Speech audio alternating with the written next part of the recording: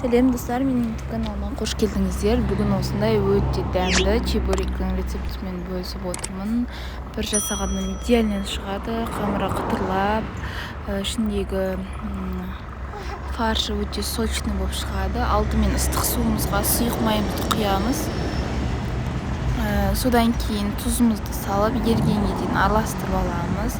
Содан кейін ұнымызды салып, заварной тесто дайындаймыз. Өте жұмсақ қамыр шығады.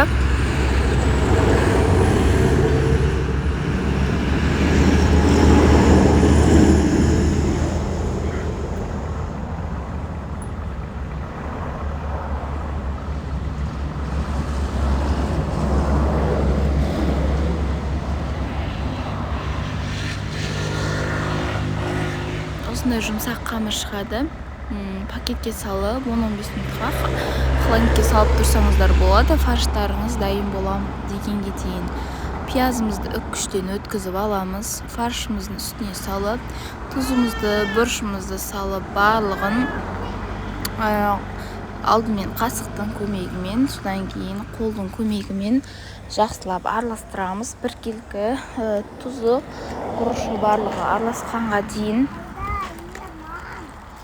Содан кейін қамырымызды бешбармаққа жайғандай үлкен етіп жайып аламыз. Қатты жұқаламаймыз, ортасы жұқа болып кетпеу керек. Шеттерін барлығын біркелкі қылып жаямыз, средний қылып.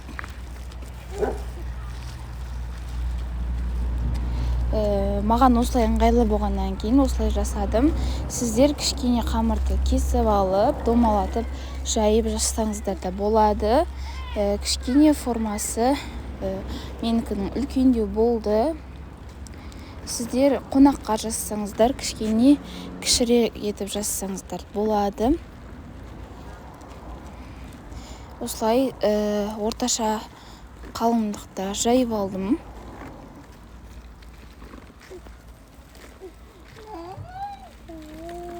Және тарелканың көмегімен пышақпен кесіп, осылай форма жасадым.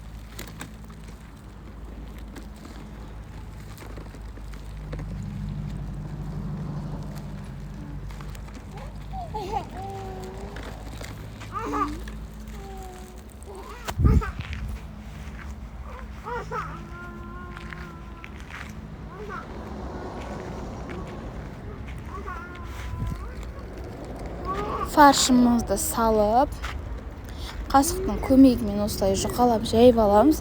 Сол кезде майға тез пісіп шығады. Қалыңдау болса піспей қалады. Сол үшін осылай жұқа етіп жайып аламыз фаршымызды. Және шетін осылай вилканың көмегімен басып шығамыз. Әдемілік үшін де және ашылып кетпеу үшін де. Осылай барлық қамырымызды шет-шетін басып шығамыз вилканың көмегімен.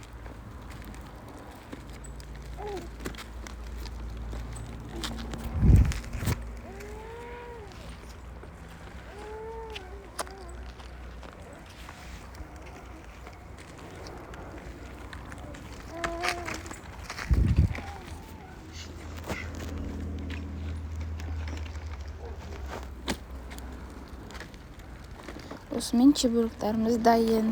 Қызып тұрған майымызға орташа отта пісіреміз. Қатты отта пісірмейсіздер, болмаса күйіп кетеді. Ішіндегі фарш піспей қалады. Осылай ісін болғаннан кейін аударып, тағы да 3-4 минуттай орташа отта пісіріп аламыз.